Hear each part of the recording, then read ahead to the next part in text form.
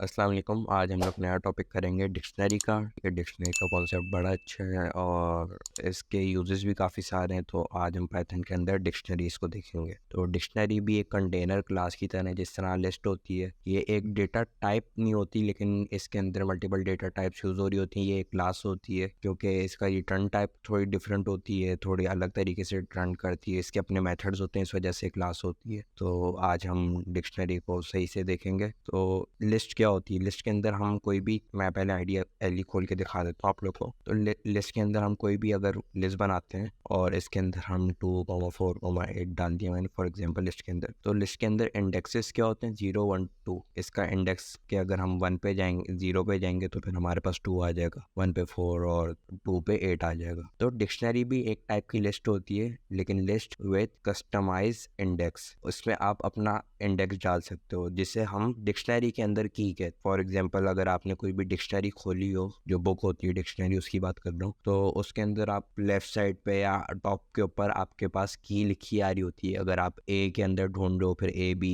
के अंदर ढूंढ रहे हो, फिर ए बी सी के अंदर कुछ ढूंढ रहे हो, फॉर एग्जांपल कोई भी वर्ड है, तो उसके फर्स्ट 2 या 3 लेटर्स की एक की लिखी हुई होती है। वही सेम कॉन्सेप्ट इसके अंदर, एक की होती है, उस की के ऊपर फिर वैल्यू होती है। तो डिक्शनरी को हम यहाँ पे क्विक से रीड कर लेते हैं। यहाँ पे क्या लिखा है? गोल a container of employee record indexed by employee. ठीक है, तो यहाँ पे एक एम्प्लॉय की बनी हुई है, डिक्शनरी का नाम एम्प्लॉय है, इसकी यहाँ पे ये डाली हुई है। ठीक है, और इसका जो वैल्यू है वो ये है। अभी यहाँ पे आपको कुछ समझ नहीं आ रहा होगा, वैसे यहाँ पे लिखा हुआ है कि अगर की इस तरह होती है और वैल्यू इस तरह, ज़रूरी नहीं है वैल्यू लिस्ट हो। इसको हम आगे देख लेते हैं कि किस तरह करते हैं। तो मैं नेक्स्ट स्लाइड के ऊपर चलता हूँ। पहले यहाँ पे देख लो, डिक्शनरीज आर नॉट ऑर्डर्ड। इसको ज़रूरी नहीं किसी ऑर्डर्ड फॉर्म के अंदर रखा जाए। ईजी लफ्ज़ों के लिए स्टार्ट के लिए आप ये समझ लो कि डिक्शनरी लिस्ट होती है, इसके अंदर बस इंडेक्स या की आप अपनी मर्जी की डाल सकते हो। उसके अंदर बाय डिफ़ॉल्ट 0, 1, 2, 3 होता था, इसके अंदर आप अपनी मर्जी का डाल सकते हो। Dictionaries are mutable. डिक्शनरीज के अंदर आप चेंजेस कर सकते हो इनकी वैल्यूज़ में। New key value pairs can be added. Dictionary work करती है की वैल्यू के पेयर्स में। अब लिस्ट में क्या होता था? लिस्ट के अंदर आप डायरेक्ट कोई भी चीज़ अपेंड करवानी होती थी तो वो आप डाल के कर देते, लेकिन इसके अंदर आपको पूरा की भी खुद देनी पड़ती, वैल्यू भी। अगर आप सिर्फ वैल्यू दोगे तो इट इज़ नॉट पॉसिबल कि वो अपने पास से कोई की असाइन कर दे उसे, तो आपको की भी देनी पड़ेगी, वैल्यू भी। The value corresponding to a key can be modified. ठीक है, तो वैल्यू मॉडिफाई हो सकती है, की एक बार आप दे चुके हो तो की मॉडिफाई नहीं हो सकती। सही है, फिर आपको नई की देनी पड़ेगी और पुरानी वाली को डिलीट करना पड़ेगा, लेकिन वैल्यू किसी भी की मॉडिफाई हो सकती है जो दे चुके हो आप। The empty dictionary is this. ठीक है, डिक्शनरी को अगर आपने एम्प्टी डिफाइन करना है तो इस तरह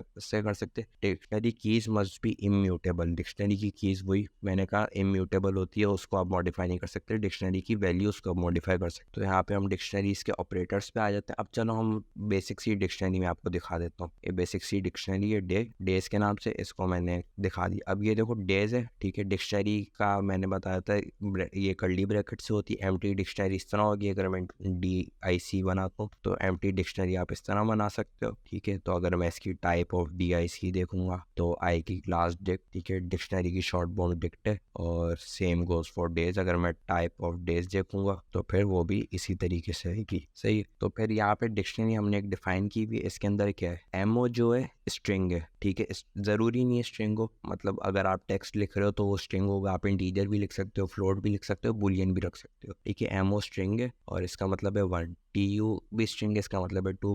W भी स्ट्रिंग है और इसका मतलब है 3। ठीक है, तो अगर मैं लिखता हूँ डेज, ठीक है, और यहाँ पे मैं डाल देता हूँ एमओ, तो देखो 1 आ गया मेरे पास। सही है, अब ये अगर मैं डालता हूँ डेज TU तो फिर मेरे पास 2 आ गया और इसी तरीके से मेरे पास 3 भी आ जाए। इसकी लेंथ भी हम देख सकते हैं। यहाँ से डेज डाला मैंने इसके अंदर तो मेरे पास 3 लेंथ आ गई, क्योंकि इसके अंदर टोटल 3 की वैल्यू के पेयर्स है। ये की होती है, ये वैल्यू होती है, ये की होती है, ये वैल्यू होती है, और ये की होती है, वैल्यू। की वैल्यू पेयर मतलब ये 3 पेयर्स हैं टोटल। सही है। अच्छा, डिक्शनरी को सही से डिफाइन करने का तरीका क्या है? मैं फॉर एग्जांपल बना रहा हूँ डिक्शनरी ऑफ, इसी को मैं सही से डिफाइन कर देता हूँ। डेज की डिक्शनरी बनाई। ठीक है, डिक्शनरी को पहले ऐसे आपने कर दिया। अब इसके अंदर आपने वैल्यूज की वैल्यू डाली, तो आपने एक की बनाई एमओ के नाम से। ठीक है, वही। इसके आगे आपने डालना है कॉलन। कॉलन के बाद आप लिखोगे वैल्यू। कॉलन से पहले की होती है, कॉलन के बाद वैल्यू होती है। तो मैंने 1 यहाँ पे वैल्यू डाल दी और इसको मैं कॉमा करके वापस, जिस तरह लिस्ट के अंदर कॉमा डालते थे वैसे इसके अंदर कॉमा डालोगे, और इसके आगे TU। जिस तरह लिस्ट के अंदर कॉमा डालते थे वैसे इसके अंदर कॉमा डाला, TU डाला, मैंने 2 कर दिया। सही है, सॉरी इसको बंद नहीं किया मैंने। अब देखो तो इस तरीके से बना सकते हो। यहाँ पे ऊपर बना हुआ है तो मैं इसको दोबारा नहीं बना रहा, ठीक है। बीच में कॉलन ज़रूरी होता है सेपरेट करने के लिए, वरना आपका सिंटेक्स ही गलत हो जाएगा, ठीक है। इसके अंदर आप नॉर्मल जो मेंबरशिप ऑपरेटर्स होते हैं इन नॉट इन वो भी यूज़ कर सकते हो, जहाँ जिस तरह यहाँ पे यूज़ किया हुआ है FR इन डेज, तो इसने फॉल्स दिया हुआ है, यहाँ पे भी फॉल्स देगा। ये अगर मैं यहाँ पे कर देता हूँ नॉट इन तो ट्रू हो जाएगा मेरे पास, क्योंकि फॉल्स का अपोजिट नॉट करेंगे ट्रू हो जाएगा। और इसको अगर मैं करता हूँ यहाँ से TU कर दूंगा तो भी मेरे पास ट्रू हो जाएगा, क्योंकि TU एग्जिस्ट करता है, तो फिर ये देखो ट्रू हो गया। तो class Dick does not support all the operator that class list supports. तो लिस्ट के अंदर आप प्लस और मल्टीप्लाई करवा सकते थे। उस प्लस से क्या होता था, दो लिस्ट ऐड करोगे तो दोनों लिस्ट कंबाइन हो जाती थी। मल्टीप्लाई में क्या होता था कि आप लिस्ट की मल्टीपल कॉपीज बना सकते थे, सही है। तो डिक्शनरी में ये चीज़ नहीं होती। लेकिन डिक्शनरी की एक और मैं इंपॉर्टेंट आपको बात बताते चलूँ कि अगर ये फॉर एग्जांपल लिस्ट मैंने बनाई है, लिस्ट के अंदर मैं क्या कर सकता हूँ, मैं 1,1,1,1 डाल सकता हूँ, बीच में एक ट्रू डाल दिया, ठीक है। तो लिस्ट में कोई फर्क नहीं पड़ेगा, हर एक का अपना इंडेक्स है, सही है। लेकिन ये चीज़ मैं डिक्शनरी के अंदर नहीं कर सकता। लिस्ट के डिक्शनरी के अंदर वैल्यूज़ में किया जा सकता है, कीज़ मल्टीपल नहीं हो सकती, की हर एक की एक ही होती है। जिस तरह यहाँ पे इंडेक्स हर एक का अपना है, 0 1 2 3 4 5 जितना भी है, सही है। तो इस तरह डिक्शनरी के अंदर कीज़ हर एक की इंडिविजुअली अलग होनी चाहिए। अगर की सेम होती है तो जो की आपने बाद में लिखी हो पिछली वाली को ओवरराइट कर देती है। तो अगर मैं यहाँ पे फॉर एग्जांपल लिखता हूँ, फॉर एग्जांपल मैं एक बुलियन वैल्यू स्टोर करवा रहा हूँ, बुलियन को मैंने की बनाया है, और इसके आगे अगर मैं लिखता हूँ 1, सही है, कॉमा मैंने डाल दिया, वापस इसको लिखा तो यहाँ पे मैंने लिख दिया 2, तीसरी वाले में मैंने लिख दिया 3, और चौथी वाली को मैंने फॉल्स करके लिख दिया 4, सही है। तो डिक्शनरी इस तरह काम नहीं करेगी, बंद तो गई। लेकिन अगर मैं डिक्शनरी को प्रिंट करवाऊंगा या डिक्शनरी को देखूंगा तो देखो इसने जो लेटेस्ट मैंने लिखी थी उसको ओवरराइट कर दिया, ये दोनों मेरे पास नहीं रही। तो इस चीज़ को देने का तरीका ये है कि आप इसको 1 कर दो और इसको 2 कर दो, सही है, सही। तो इससे आपके पास एक डिक्शनरी बन गई जिसमें फॉर एग्जांपल डेट्स डली हुई, 1 पे एक चीज़ ट्रू हो रही है, 2 पे ट्रू हो रही है, 3 पे ट्रू हो रही है, 4 पे भी ट्रू हो रही है। अच्छा, इसमें मैं फॉल्स करना भूल गया, तो अगर मैं इसको डिक करता हूँ तो देखना मेरे पास सारे आ गए, सही है। इसको मैं प्रिंट भी करवा सकता हूँ, print for I in Dick, देखो पहले चलता है या नहीं, सही है। और चलेगा तो ये क्या प्रिंट करेगा, कीज प्रिंट करेगा या वैल्यू, सही है। इसने क्या प्रिंट कर दी, कीज प्रिंट कर दी। अब इसका मैं आपको वजह बताऊंगा ऐसा क्यों होने, लेकिन फिलहाल को आप यही देखो कि अभी ये अगर मैंने फॉर आई इन डिक रखा तो इसने मुझे कीज प्रिंट करके दिए, 1 2 3 4 ये कीज हैं, वैल्यूज नहीं। तो वैल्यूज चाहिए होंगी, हम क्या करेंगे, की वैल्यू दोनों चाहिए होगी, तो हम क्या करेंगे, उसके लिए हमारे पास नेक्स्ट स्लाइड है। तो अभी आप पिछली वाली चीज़ में दिमाग मत उलझाना और पहले इस स्लाइड को देख लो, उसके बाद आपके पास सारी चीज़ें समझ में आ जाएंगी। तो यहाँ पे हमारे पास सबसे पहला डिक्शनरी का मेथड है d.items। डी क्या है, यहाँ पे जो भी आपने नाम रखा होगा, जिस तरह मैंने डेज रखा हुआ था या DIC रखा हुआ था, डिक्शनरी की स्मॉल फॉर्म, ठीक है। इसको बोलना भी एक मसला है लेकिन क्या करना पड़ेगा। तो यहाँ पे क्या लिखा हुआ है, d.items पे हमारे पास रिटर्न क्या करेगा, a view of the key value pairs and D, की वैल्यू पेयर का हमें रिटर्न करेगा। तो अगर मैं फॉर एग्जांपल इसकी जगह मैं डालता हूँ, अच्छा यहाँ पे मैं आई नहीं रख सकता, मैं आई कॉमा जे करूँगा इसको, उसकी वजह ये है क्योंकि दो चीज़ रिटर्न कर रहा है। देखिए ये भी फॉर लूप का एक तरीका, अगर कोई चीज़ मल्टीपल रिटर्न दे रही हो तो आप उसको इस तरीके से यूज़ करोगे। अच्छा सॉरी, मैंने यहाँ पे गलत वाला मेथड डाल दिया, मैंने वैल्यूज़ का डाल दिया, मुझे आइटम्स का डालना था। वैल्यूज़ वाला भी मैं आपको दिखाऊंगा, लेकिन फिलहाल आइटम्स वाला आप देखो। उसने इस वजह से इसको रॉन्ग कर दिया क्योंकि अगर मैं सिर्फ आई रखता तो मेरे पास वैल्यूज़ वाला सही चलता, लेकिन मैंने यहाँ पे 2 वेरिएबल रखे हुए हैं तो उसको पता नहीं दूसरे वेरिएबल का क्या करना है, इस वजह से वो सही से फॉर लूप अप्लाई नहीं हो पाया, तो टाइप एरर आ गया क्योंकि वो चीज़ एक रिटर्न कर रहा था, मैंने यहाँ पे 2 के लिए वेरिएबल डाला हुआ था। तो अब मेरे पास देखो, अभी भी ये देखो मेरे पास 1 2 3 4 कीज प्रिंट कर रहे हैं। कीज क्यों प्रिंट कर रहे हैं, क्योंकि आई की है और मैंने यहाँ पे सिर्फ प्रिंट आई रखा हुआ है। अगर मैं इसी सेम को कॉपी करके यहाँ पे अगर मैं सिर्फ जे कर दूँ तो मेरे पास वैल्यूज़ आ जाएंगी, देखना वैल्यूज़ आ गई, सारी ट्रू थी। और यही अगर मैं इसको कॉपी पेस्ट करके मैं आई कॉमा जे कर दूंगा तो मेरे पास दोनों आ जाएंगी, सही है। तो ये देखो इस तरीके से आ गई मेरे पास सारी चीज़ें। दूसरा क्या है, d.keys, ये क्या है, ये सिर्फ कीज रिटर्न करता है। तो अगर मैं फॉर लूप को वापस लगाऊं, ठीक है, यहाँ से मैं जे हटा रहा हूँ, यहाँ से मैं आई लिख रहा हूँ, ठीक है, और यहाँ पे मैं कीज लिख रहा हूँ, तो मेरे पास देखना वापस सारी कीज आ जाएंगी। मैं डायरेक्ट लिख देता जिस तरह यहाँ पे लिखा हुआ था मैंने, ठीक है, इस जगह पे तो भी मेरे पास कीज आ रही थी, अभी भी मेरे पास कीज आ रही है, तो कोई फर्क नहीं पड़ता। चलो मैं पहले इनको, अगर आपको मैं डायरेक्ट यूज़ करके दिखाऊँ कि डायरेक्ट क्या होता है, अगर मैं इनके ऊपर प्रिंट लिखता हूँ तो क्या आएगा, एक बार आप देख लो। तो देखो इसने मुझे डिक्ट कीज दे दी और उसमें 1 1 2 3 4 ये 4 लिस्ट दे दी। इसका मतलब समझे आपके, ये कीज की लिस्ट रिटर्न कर रहा है, कीज को एक लिस्ट में बना के रिटर्न कर रहा है। आइटम्स क्या कर रहा था, आइटम्स को भी मैं करके दिखा देता हूँ प्रिंट, इसको मैं डायरेक्ट लिख देता हूँ, ठीक है। तो ये मेरे पास एक लिस्ट दे रहा था जिसके अंदर मल्टीपल टुपल्स थे। ये एक टुपल है, ये एक टुपल है, ये एक टुपल है और चौथा वाला भी एक टुपल है। तो एक टुपल्स की लिस्ट दे दी इसने, मल्टीपल टुपल्स की एक लिस्ट दे दी आइटम्स में। और ये वैल्यूज के अंदर भी यही काम हो रहा होगा, वैल्यूज वाला आखिरी उसको करके दिखाते हैं। यहाँ पे डी डॉट पॉप की, तो अगर मैं डिक डॉट पॉप करूंगा, सही है, तो मेरे पास क्या आ जाएगा। अच्छा सॉरी, इसके अंदर आर्ग्यूमेंट देना होता है तो मैं वहाँ पे गलती कर दी। अगर मैं इसको पॉप करता हूँ और पॉप में मैं लिख देता हूँ फॉर एग्जाम्पल 2 लिख दिया, तो क्या आ गया ट्रू, सही है। तो इसमें मैंने 2 अगर वैल्यू डाली, सही है, हमारे पास डिक क्या थी, देख हमारे पास ये थी, मैंने 2 इसका की डाला, इसने मुझे वैल्यू दे दी रिटर्न, इसने वैल्यू मुझे रिटर्न कर दी। और यही अगर मैं अब वापस आपको डिक खोल के दिखाऊंगा जो हमने डिक्शनरी बनाई थी, तो इसमें से ये रिमूव हो चुका होगा, 2 वाला जो की वैल्यू का पेयर था वो रिमूव हो गया था। तो यहाँ पे लिखा remove the key value pair with की, ठीक है, from D and return the value. तो इसने वैल्यू रिटर्न करते हैं जिसकी भी आप की डालते हो और वो की वैल्यू पेयर को रिमूव कर देता है। अपडेट क्या करता है, अपडेट कह लो ऐड कर देता है। तो अगर मैंने डिक डॉट अपडेट करना है, अपडेट में अब देखो यहाँ पे अगर मैं डाल देता हूँ डेज, तो क्या होगा। अब मैं आपको डिक खोल के दिखाता हूँ। तो डिक के अंदर देखो मेरे पास ये तो सही था, 2 रिमूव हो चुका है, 1 आ रहा है, 3 आ रहा है, 4 आ रहा है। इसने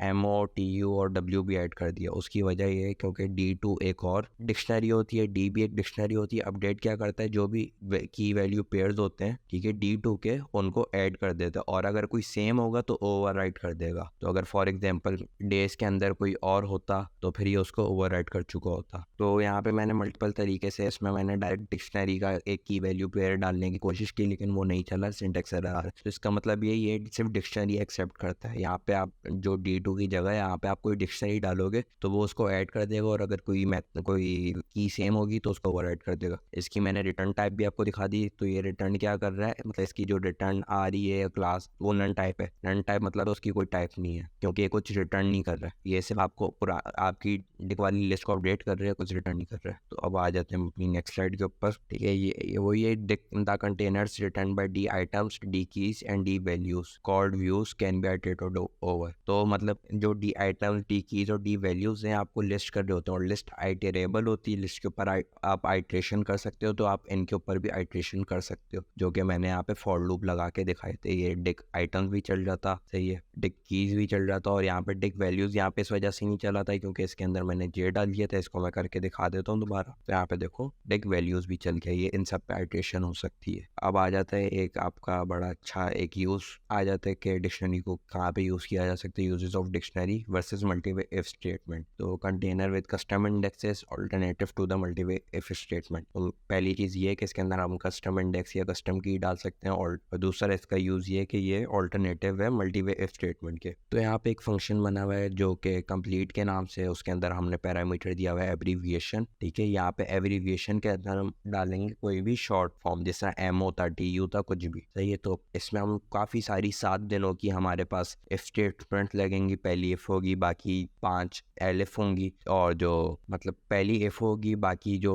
2 3 4 5 6 तक हमारे पास एलिफ होगी, 7वीं स्टेटमेंट होगी हमारे पास एल्स के अंदर। तो हमारे पास Monday, Tuesday, Wednesday, Thursday, Friday, हमारे जो वीकडेज हैं उनका हम पूरा इफ के थ्रू, इफ और एलिफ के थ्रू हम एक पूरा स्टेटमेंट डाल देंगे, और उनमें से रिटर्न करवा देंगे कि एम होगा तो मंडे, टी होगा तो ट्यूसडे, और एस यू का संडे हो जाएगा, जो भी बचा हुआ होगा, सही है। एल्स वैसे यहाँ पे सही नहीं है, एल्स में अगर बंदा ABC डाल दे तो ज़रूरी नहीं है संडे हो, लेकिन खैर इस तरीके से काम करेगा, ठीक है। लेकिन ये काम कितना लंबा कोड बन जाएगा, इससे हमारा 10-15 लाइनों का कोड बनेगा। लेकिन ये काम अगर आप एक डिक्शनरी के अंदर करते हो, और डिक्शनरी में आप एमओ की डाल देते हो, उस पर मंडे डाल देते हो, TU पे आप ट्यूसडे, और इसी तरीके से चलता रहेगा, सही है। और SU पे संडे, तो ये काफ़ी एक्यूरेट कोड होगा। अब इसको मैं चला के दिखा देता हूँ, यहाँ पे पहले बता देता हूँ यहाँ पे क्या हो रहा है। रिटर्न क्या कर रहे हैं, डेज एब्रीविएशन। तो अगर डेज पे ये की चेक करेगा, और यहाँ पे बंदे ने एमओ डाला होगा, ठीक है, तो वो एमओ यहाँ पे आके डेज एमओ पे क्या है, मंडे, तो ये मंडे आ जाएगा। अब इस प्रोग्राम को मैं आपको चला के दिखाता हूँ, सही। तो अब मैं कंप्लीट के अंदर अगर मैं डालता हूँ SU, ठीक है, तो इससे मेरे पास संडे आना चाहिए, तो संडे आ गया, सही।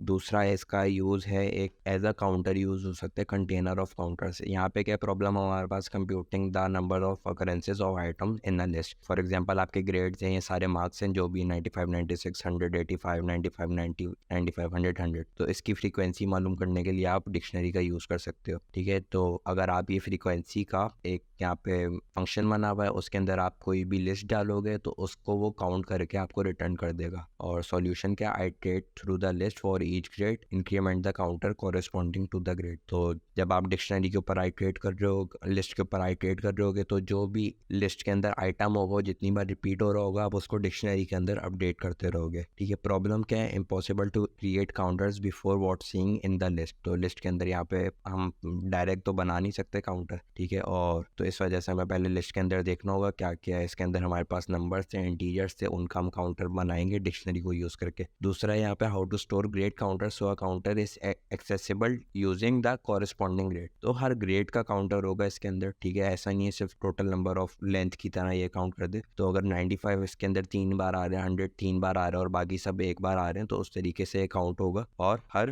की या मतलब हर ग्रेड का अपना काउंटर होगा। तो यहाँ पे फॉर एग्जांपल 95 3 बार आ रहा है, 96 1 बार, 100 3 बार, 85 1 बार, 90 1 बार। तो यहाँ पे हमने एक फंक्शन बनाया हुआ है फ्रीक्वेंसी का। इसके अंदर हम पैरामीटर दिया हुआ है लिस्ट का, आइटम लिस्ट का दिया हुआ है। इसके अंदर हम आर्ग्यूमेंट में कोई लिस्ट ही दे सकते हैं। काउंटर्स का हमने एक एम्प्टी डिक्शनरी बनाई हुई है। For item in item list हम लिस्ट के अंदर चेक करेंगे, मतलब जिसका मतलब for I in item list के अंदर। और इफ आइटम इन काउंटर्स, अगर काउंटर्स की डिक्शनरी के अंदर वो है, यहाँ पे ये की देखेगा। तो काउंटर्स में आइटम की जो वैल्यू है, वैल्यू के अंदर हम एक इंक्रीमेंट कर देंगे, एक इंक्रीज कर देंगे जो एक्यूमुलेटर लूप के अंदर हो रहा होता है। एल्स काउंटर की वैल्यू हम 1 सेट कर देंगे। अगर वो काउंटर पहले से एग्जिस्ट नहीं करता तो उसकी वैल्यू 1 हो जाएगी और एंड में हमने रिटर्न काउंटर्स कर दिया। तो फॉर एग्जांपल ये अगर पहली बार चल रहा है प्रोग्राम, तो हमने यहाँ पे ये वाली लिस्ट दे दी ग्रेड्स। काउंटर्स का हमारे पास एम्प्टी बन गया, ठीक है, डिक्शनरी। हमने फॉर आइटम इन लिस्ट किया, तो पहला आइटम क्या था 95। If item in counters, counters का लिए 95 नहीं है, तो हमारे पास एल्स वाली लाइन चलेगी और 95 की वैल्यू हो जाएगी हमारे पास 1। सही, फिर दूसरी बार लूप चलेगा। फिर 96 भी नहीं है तो 96 की वैल्यू 1 हो जाएगी काउंटर्स के अंदर। सही है, फिर तीसरी बार चलेगा, फिर 100 की वैल्यू भी 1 हो जाएगी, 100 की होगा वैल्यू उसकी 1 होगी। 85 का भी सेम सीन होगा। अब आएगा वापस 95 के ऊपर, ठीक है। जब ये वाला लूप 95 के ऊपर आएगा तो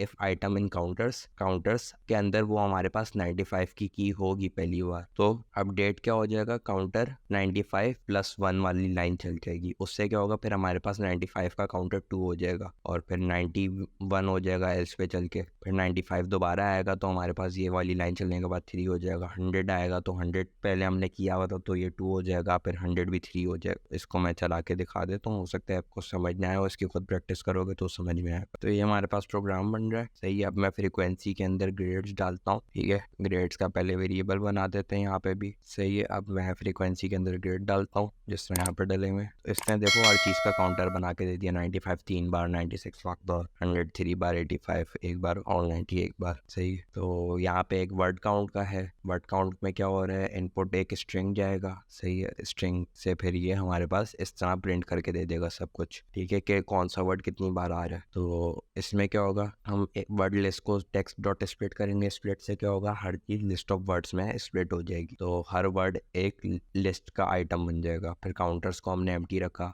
आगे सेम लॉजिक चल रही है, ठीक है, बस इधर वर्ड्स यूज हो रहा है क्योंकि देखो हम लिस्ट में कन्वर्ट कर लिया तो आगे लॉजिक सेम ही है इसकी। For word in word list, if word in counters, तो काउंटर में एक बढ़ा देना, नहीं तो काउंटर की वैल्यू एक सेट कर देना। सही है, अब मेरे ख्याल से आपको ये वाला समझ में आएगा। पहले इसका थोड़ा सा सिंटेक्स आउट हो रहा था। अब यहाँ पे हमने यहाँ पे एक काम एक्स्ट्रा किया हुआ है कि प्रिंट करवाने के लिए फॉर वर्ड इन काउंटर्स, अगर वर्ड काउंटर के अंदर है if counter word equals to 1 तो प्रिंट, ये हमने फॉर्मेटिंग की हुई अपीयर्स इतने टाइम और फॉर्मेट में हमने लिख दिया वर्ड्स और वर्ड यहाँ पे वैल्यू लिख दी। तो यहाँ पे हमारे पास की आ रही होगी जो भी वर्ड होगा, यहाँ पे वैल्यू आ रही होगी जो भी हमारे पास उसका काउंटर होगा, जो भी जितनी बार भी हमने फ्रीक्वेंसी उसकी रन की होगी, जितनी बार भी अपडेट हुआ होगा। यहाँ पे ये 8 क्या हो रहा है, वैसे मैं स्ट्रिंग की फॉर्मेटिंग वाली वीडियो में बता चुका हूँ लेकिन यहाँ पे शॉर्ट में बता दूँ। यहाँ पे ये 8 स्पेसेस ऑक्यूपाई कर रहा है। देखो यहाँ पे सारे इन सब ने 8 स्पेसेस ऑक्यूपाई की होंगी तकरीबन, और अपेयर एक ही जगह से शुरू हो रहा है, तो यहाँ पे सिर्फ इतना सा काम हो रहा है। इसको भी मैं चला के दिखा देता हूँ। तो ये सेम प्रोग्राम बन गया हमारे पास। अब इसके अंदर हम दोबारा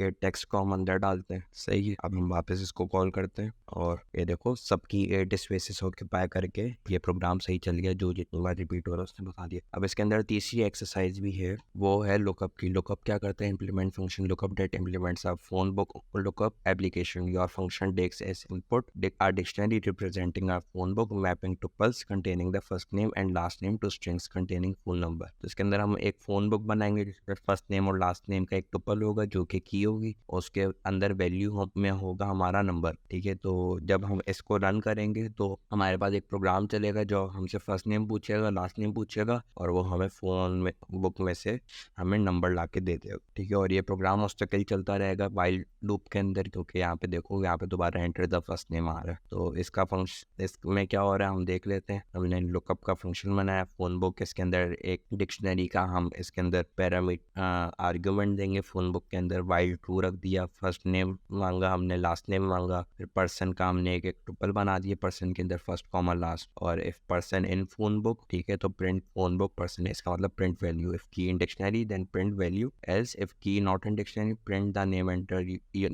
you entered is not known. तो इसको भी हम रन कर देते हैं। अब अगर मैं लुकअप के अंदर मैं फ़ोन बुक डालता हूँ तो उम्मीद है ये वाला भी सही चल जाएगा कि मैंने फ़ोन बुक भी डिफाइन कर दिया, लुकअप का फंक्शन भी डिफाइन कर दिया। अब एंटर फर्स्ट नेम पूछ रहा है, मैं अगर इसके अंदर डालता हूँ यू, सही है, और लास्ट नेम मैं डालता हूँ सुन, सही, तो इसने मुझे नंबर ला के दे दिया। अच्छा, इसके अंदर हम एक और चीज़ ये कर सकते हैं कि हम इधर जहाँ पे ये चेक कर रहा है, ठीक है, डिक्शनरी के अंदर जहाँ पे टुपल बन रहा है वहाँ पे हम लोअर केस करवा के या कैपिटलाइज करवा के चेक करवा दें, ताकि यूज़र कोई भी इनपुट डाल दे, पूरा कैप्स लॉक के अंदर डाल दे, पूरा स्मॉल में डाल दे, तो उस लिहाज से चलता रहे। तो मैं कंट्रोल सी किया, इसको मैं दोबारा दिखाता हूँ, ठीक है, और इसमें उम्मीद है अब दोबारा सही चलेगा बगैर किसी प्रॉब्लम के। सही, तो अगर मैं ये डालता हूँ, मैं फर्स्ट नेम के अंदर अगर मैं यू स्मॉल में लिख रहा हूँ और सुन भी स्मॉल में लिख रहा हूँ, तो ये देखो इसने मुझे डाल दिया। अब मैं सब कुछ कैप्स लॉक में लिखूंगा यू सुन, तब भी इसने मुझे नंबर ला दिया। तो आज देखो हमने इसकी यूजिबिलिटी बड़ी ज़्यादा डिक्शनरी की, आज हमने इसको डिक्शनरी को कवर किया, और ये काफ़ी वीडियो भी लंबी हो गई होगी। उम्मीद है आपको समझ में आया होगा। आज के लिए इतना ही, अल्लाह हाफिज़।